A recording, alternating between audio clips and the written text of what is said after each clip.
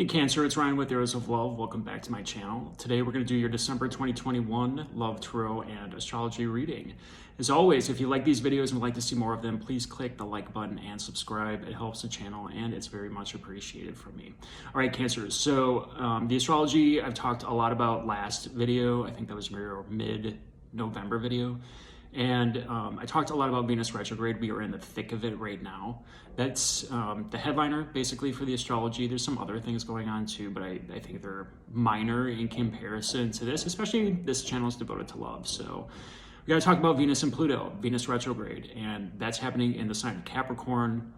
Venus will station retrograde on December 19th, move backwards in the sky for about 6 weeks, and then move forward again on January 29th. So we have about, we're in the thick of it right now.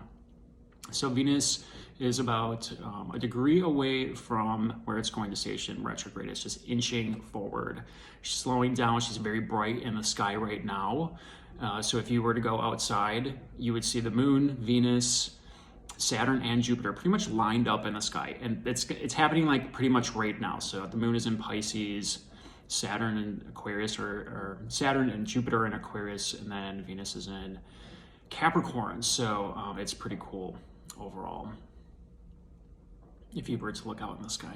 So what I'm going to do today is read to you a little bit about the archetypal combinations of Venus and Pluto. And this is coming from one of my favorite books. It's called The Archetypal Universe by Ren Butler. I know some other astrologers use this as well, and it gives some good adjectives and descriptors of the planets when they're making aspects to one another here. So again, for you, Cancer, this Venus retrograde cycle is going to happen in your 7th house. Capricorn is 7 signs past Cancer, and the 7th house is about marriage, one-on-one relationships, friendships, sexuality, business partnerships, contracts. So it's your close network essentially. And Venus retrograde in the 7th. Venus rules the 7th house overall. It's the house of marriage. It's the house of coming together, fusing unlike things together. It's relating to one another. It's relationships. So here during this retrograde cycle, which is very important, is Pluto. And Pluto is at the 26th degree of Capricorn, and that's right about where Venus is going to station retrograde. So Venus is slow in the sky right now. She's inching up to Pluto. You can't see Pluto in the sky. The naked eye can't see it. You have to use a telescope.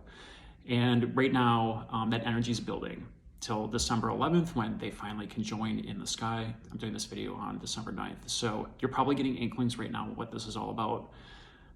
If you're having any type of relationship issues in your current existing relationship, Pluto is going to point you toward where there's some work or some healing or some release or purging that needs to happen.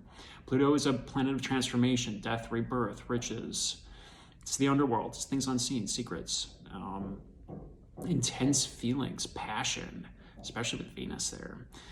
So if you are single, you can very well meet someone that feels fated, destined, like stirring all of the emotions, all of the passion. That's what Pluto does. It's magnetic energy. It feels like you cannot resist it. And it feels fated, to be quite honest. So if you're single right now, I'd say proceed with caution. Like, we all have our karma to let unfold, right? So a lot of you are going to hear this. You're going to know exactly what I'm talking about, and you're going to proceed with your karma. So what I'm telling you is this is what you could expect to come of this. So Venus retrograde is always a time of review of relationships, always, and it's in your 7th house of relationships. So this is just hitting you just that much harder, Cancer, overall. And Venus rules Taurus and Libra for you. That's your 11th house and your 4th house, friends and family. So this could be a Venus retrograde cycle that affects friends and family, someone close to you. There could be a female friend or a mother or a sister here that kind of just goes through a rough time. Perhaps they go through a divorce. Perhaps they have a breakup or a separation, or they're just going through some tough relationship things right now. So that's not beyond the realm of possibility, because the 7th house is the house of others. It's other people. So it doesn't necessarily happen to you, but if you have any planets in Capricorn, like I do, at the 27th, 28th degree of Capricorn, that's my Sun and Venus, this could affect you personally. So I'll let you know after Venus is done with this retrograde cycle what's going on with me right now. Just, you know, like I said, karma's got to play itself out, so I'm going to leave it at that. But yeah, so it's all about, like I said, this could happen to other people in your life. Could be a friend, could be a family member, but it could be you too if you have personal planets sitting over in Capricorn. So keep that in mind. But let me just read to you a little bit from this book. Again, this is Ryan Butler's The Archetypal Universe. What he says about Venus-Pluto. Because Venus is going to be conjoined with Pluto for a couple of weeks. It's going to move backwards in the sky. And then Mars is going to come in. It's going to be transiting into Capricorn toward the end of the retrograde cycle, when Venus is moving direct again toward the end of February, basically. And Mars is going to be exalted in the sign of Capricorn. And Mars rules your 5th house of romance, fun, children, games, entertainment. And it also rules Aries, which is your 10th house of careers. That's why I'm saying, you know, there's some big changes coming up overall here. Perhaps a change with a partner's career comes up here, because Venus also rules money. And the 11th house has to do with gains. So there could be an element of finance here too. But getting back to what the archetypes are all about. So the basic principles that Venus and Pluto you could expect are deep and intense feelings, intensity, that's Pluto, renewing and regenerating forces in relationships, the power of love and the drive to unite, the interplay of beauty and the beast, a tendency toward obsessive attractions, feelings of jealousy and possessiveness, passive aggression or manipulation, a love of power. So that's a great description of Venus-Pluto. Pluto's power. It's death and rebirth, it's healing, it's purging, it's releasing. So when you mix the two, you know, there could be magnetic passions in the air right now between people. There could also be some deep reveals here. The one that I thought was interesting was the beauty and the beast. You know, Pluto brings up kind of some ugly things. And you have to learn to love your shadow side, right? That's what Beauty and the Beast was all about. The Beast had to learn to accept himself and his inner spiritual self in order to be loved again and turn back into human. So like that is a beautiful allegory, an analogy for these two planets coming together. So character and themes: primal feelings of love and attraction, deep and intense passion, the sense of positive fatedness operating in one's partnership. That's what I was talking about. It's events people feel destined if they're coming into your life. Renewing and regenerating forces in relationships, profound relationship understanding, emotional resourcefulness, a big and deep heart, an embrace of the healing power of love, emotional and social healing. So, you know, like I said, there could be a healing aspect to this. There could be some really dark things followed by some regenerative healing in a relationship. Intense passions, deep attractions, fatedness, the regenerative forces in relationships. So, you know, there could be some problems in relationships, like I said, followed by that regenerative healing forces that come in after Venus is done with that retrograde cycle. Now, some of the shadow qualities here, you know, I want to warn you about too. So there could be overbearing sweetness and friendliness, and a manipulative yin style, passive forms of aggression, a pushing, obnoxious aesthetic, a love of power infatuation, urges to control one's friends and loved ones, intense projections of damaging one's friendships, romantic obsessions, dangerous and forbidden love, harmful temptations, sexual addictions, throwaway relationships, urges to use sex and beauty for ulterior purposes. So you can see where, you know, the darkness of the underworld that Pluto can bring up some shadow qualities as well. And that's where we might see with Pluto, Venus stationing retrograde and also just kind of hanging out in the sky, not really moving right now, and it's closest to Earth. This is when we can feel the energy the most. So we could see some of those dark qualities potentially come out, or we could be feeling some of the intensity and passion right now. So, and Venus rules friendship. The 11th house is a house of friends. That's Taurus. She rules Taurus. Libra is the 4th house of home and family. So those are potential places to look for this Venus retrograde cycle, and your own relationships, obviously. So look to that as well. All right, so that's the astrology. Keeping it short today. There's some construction going on right now. I don't know if you can hear it or not. It's driving me insane. It's driving me insane. All right, Cancer. So this is going to be a 6-card spread. Sun, Moon, Rising, or Venus in Cancer. Be sure to check out the other videos, the other signs for Moon, Venus, and Rising. If it's not Cancer, sometimes those messages will resonate more with you depending on what's happening in your natal chart. Okay, so 1 card from the Angel's Romance for the general energy, 6 cards from the Tarot. Let's give us one more shuffle here, make sure we're good.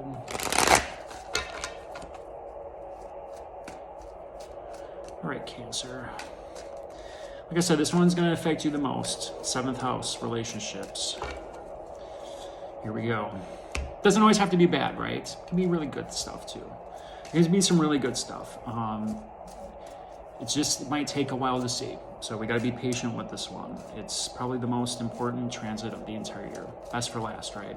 So, all right, here we go. Let's see what's going on. You deserve love. You are lovable. Remember that.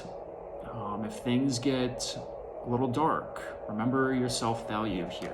Venus is all about value, making sure you value yourself in love. You are lovable, so you got to remember that. All right, first card out, King of Wands, Lovers,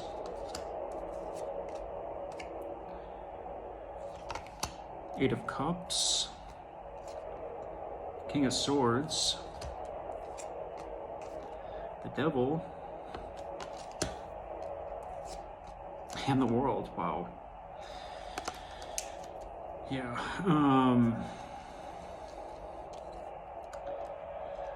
Okay, Cancer, you have 3 major arcana. It's big stuff, obviously. You have the Lovers here, could be dealing with a Gemini. This is the Gemini card, but the Lovers, you have Capricorn, the Devil, showing up at the bottom of your reading here. And you have the World as the outcome card. So big changes, right? And at the center of the reading, remembering you deserve love, is the King of Wands. He's magnetic, he's attractive, definitely goes for what he wants, has spirit, has fire. He's very creative. He's got a way of drawing people in, right? And he's at the center of your reading. So, you know, this is fire energy, Sagittarius, Aries, Leo. And crossing it, so, you know, this could be the person that you're dealing with. This could be, you know, your love interest. This could also be just the energy that you're taking on right now too, because Venus in your 7th house also, you know, you could be very attracted to someone. So that's where Venus creates desire, wherever she's at, and she's spending an extended time in your 7th house here, Cancer. So, you know, you could have a fire sign on your radar right now, and the Lovers. So the challenge here is, you know, what place does this person have in your life? You're probably very attracted to them. There's passionate energy. There's magnetic energy between you two, probably. And, you know, with the Lovers here, it's faded almost. You know, there's the angel, Raphael. I'm pretty sure this one's Raphael, is sitting at the top with the 2 lovers. You know, it's Adam and Eve. It's the point of creation. It's new love. There's a lot of symbolism with this. The sun's behind them. So, you know, this is obviously something that you're debating right now. It's always a choice too. So remember that. The underlying meaning of the Lovers is that there is a choice. Do you want the new love or not, Cancer? That's what it is. And let's start with the Devil here. So at the bottom of the reading here is the devil, it's Capricorn. And here the lovers show up again, right? And here they're bind. They're bound to something. So if you're single and you've met someone, it could be that they are attached to someone else right now. And you might even know this. Some of you don't. But there's something that is holding them back. There is an obstacle. And this is so Venus retrograde, right? You meet someone that feels fated. There's magnetic attraction. Even if you're coupled up, you know, it could happen to you too, right? It's not unknown. If you are coupled up, this is about reigniting that flame of passion. Or you could be dealing with, you know, something that is weighing you down, right? There's something that it has to be let go here. There's some type of control issues that need to be let go here. And it's something that could be done fairly easily, actually, because if you look here carefully, and you know, all tarot card readers mention this, but if you look here, the lovers are chained, but the chains are loose. So the lovers can unbind these chains at any point in time and learn the lessons of the devil. It's always about control, toxic people, toxic habits, toxic thinking. Venus, Pluto is going to bring this up for review. So this is what's underpinning all of it. So if you're single and you've just met someone, you don't have all the facts. There's more to come out about this love story that you don't know yet. Or perhaps you do know and you know that they're committed to someone else. They're connected to someone else, and there's some potential issues there, right, that have to be worked out in order for things to work out with you guys, if that is to be the case, which might not be, because sometimes couples work their shit out, to be honest, during Venus retrograde. But if there's been consistent issues, sometimes they don't. We'll get to that. But the thing is, they're bound to each other. Weighty matters, toxic thinking, toxic people, toxic situations. Chains have to be unbound right now. So it's not easy. Devil's not an easy card. This is the card of Capricorn. This is your Venus retrograde challenge. Now, you have two challenging cards. So at the top of the reading, you have the Eight of Cups. It's opposing the devil here. So the challenge is to walk away from the situation. It's hard. There's an emotional attachment here. It's probably on this other person. Or if it's with you in your current relationship, it's going to be very difficult to move on from this situation. There's emotional attachment. Eight of Cups are still standing. He's hiking into the mountains onto a new path. But remember what comes after the 8. It's the 9. It's emotional fulfillment, emotional abundance, having your cups filled and feeling great about it. But in order to get to the 9, you got to go through the 8. And this can be really difficult. This can be some letdowns. This can be some regret.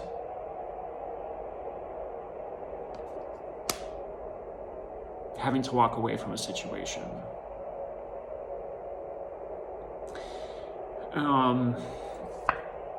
So that could be them. It could also be you. It could be very difficult, depending on what this is. It really could. Where you're just like this. Pluto's going to bring it up no matter what. So, and I think this is the communication that comes through. Queen of Swords, it's no BS. It's to the point. It's direct. Not a lot of emotion attached to this card. It's to the point. I mean, the message is to the point. You can't escape it. And you're going to have a very candid conversation about it. You're going to have to use the rational side of your mind here, not the emotional side, Cancer, which will be difficult for you. But I think you're going to have to set some emotions aside. Now, the outcome here is completion. It's the world. It's fixed energy, which means it's unchangeable. This is going to happen no matter what. So I'm not going to say, everything's fated here, but the sequence of events have to occur the way they're going to occur. And you have the fixed signs here at the corner of the reading of this particular card: Leo, Taurus, Aquarius, Scorpio. right now we have each of these signs being activated by the planets. So we have Jupiter and Saturn sitting in Aquarius right now. This is Aquarius. Sitting in Aquarius right now. Jupiter is getting ready to leave Aquarius and go into Pisces. Taurus, that's where Uranus is sitting. Leo, empty. And then Scorpio, Mars is sitting here. 5th house, 8th house, 11th house. It's balancing karmic joy with karmic debts and gains. It's past life gains, past life debts, past life lovers, past life relationships, past life karma. And it all has to do with romance and love and clearing out karmic sludge and getting ready for the new one to come in. Please clarify the world for me. Yeah, so new love is coming. Okay, so regardless of what the situation is here, it's going to be difficult, okay? You might go through some kind of crappy stuff. You might go through some difficult stuff. You might have to let go of a situation that's pulls on the emotional heartstrings here. But it's for your own good.